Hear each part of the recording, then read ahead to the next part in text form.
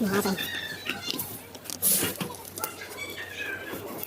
那问题是现在你罗马这个，把这个拿出来，水箱拿掉。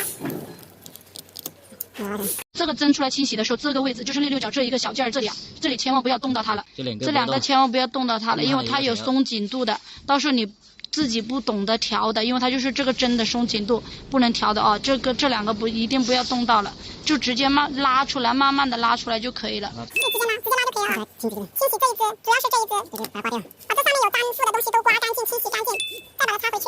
这个扭出来，前面对这里也扭出来。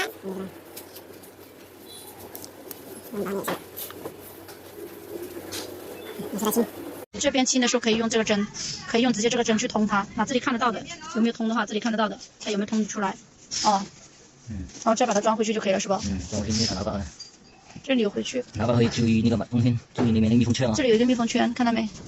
黑色的那个小密封圈，对吧？要不然它会漏气。你得装上来。就是再装回去，再放回去啊。这里要对回去是吧？这个要慢慢装回去。就这样拉，就这样拉，对准这里。